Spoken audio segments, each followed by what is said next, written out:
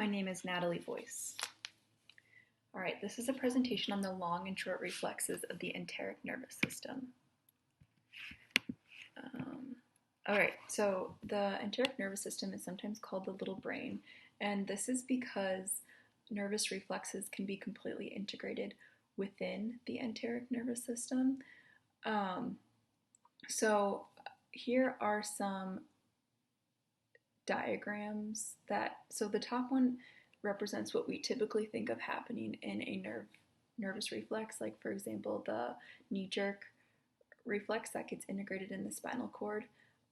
There is information that happens at the periphery which gets sent to the central nervous system, in this case the spinal cord, integrated there.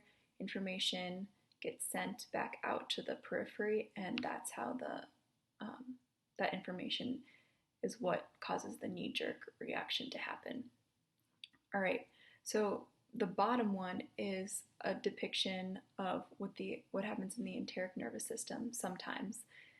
It doesn't always have to happen this way. Sometimes information is sent from the digestive tract to the central nervous system, and vice versa, but this can happen. So this top arrow represents information from the enteric nervous system, like maybe distension in the stomach due to the presence of food, coming in to be integrated into the enteric nervous system's integrating center, ability to do that. And then this arrow down here represents the information coming out of that integrating center and out back into the digestive tract, where it causes some sort of appropriate effect. Let's see, just checking to make sure I got everything on this slide. Yeah, all right, I think that's good.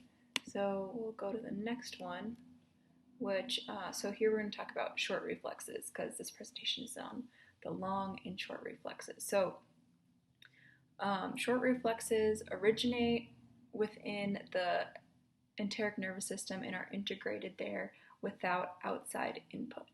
So this is what I was talking about in the previous slide. So I basically have the same diagram right here, and that is an example of a reflex being fully integrated within the enteric nervous system. That is a short reflex.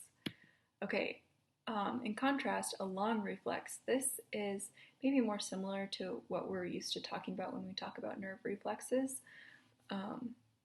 Here, information is sent from the enteric nervous system to the central nervous system, and then back to the gut for digestion. Or information can be sent from the central nervous system to the enteric nervous system. It can originate in either place. So when the nerve reflexes originate in the central nervous system, those are sometimes called feed-forward reflexes, and these can be triggered by things like sight or smell of food. Emotional reflexes, that can be, like an example that our textbook gives is of butterflies in the stomach. That is caused by an emotion, but it affects something in the digestive tract. It's kind of interesting. All right, so this is a summary slide that I created just to integrate these ideas of intrinsic and extrinsic and short and long. So we haven't talked about intrinsic and extrinsic yet, so I'll just give a summary of that. So intrinsic neurons lie completely within the wall of the gut, which is why they're called intrinsic, and these are enteric neurons. Extrinsic neurons, in contrast, are autonomic nerves, and they bring signals from the central nervous system to the digestive system, similar to how autonomic neurons can bring information from the central nervous system to anywhere else in the body. So an intrinsic neuron, these function in short enteric reflexes, and extrinsic neurons function in long enteric reflexes. So to help explain that, we'll look at the next slide, which here, this is a diagram that is adapted from our textbook, but I simplified some things down to make it a little bit easier to understand for these purposes. So the black arrows are the long reflexes and the red arrows are the short reflexes. So as you can see, the red arrows, if you follow this pathway, none of them go to the CNS. All the causes and effects are contained within the gastrointestinal system.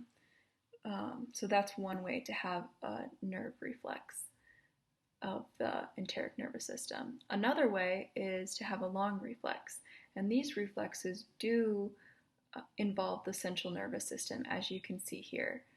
Some of them also, of course, they all affect the gastrointestinal tract and can be seen alongside the short reflexes, but the difference is that they can be initially triggered by the central nervous system, or they may be sending information back to the central nervous system, like we see here. These sensory receptors can either send information to the central nervous system, or they can send them to the interneurons of the enteric nervous system and can fulfill a short reflex from there.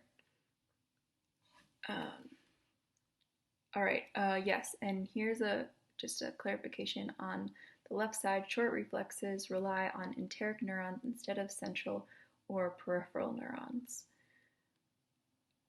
which is like what we more traditionally think of when we think of a nerve reflex. So here are just some pathways and GI changes that can be anything from like hunger to like the peristalsis,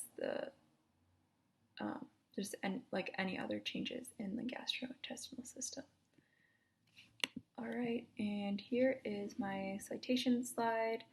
I used the textbook for this class for this presentation, and just to give credit where credit is due, the flow chart on the previous slide, as I mentioned, was adapted from a flow chart in the text. So that's all. Thank you very much.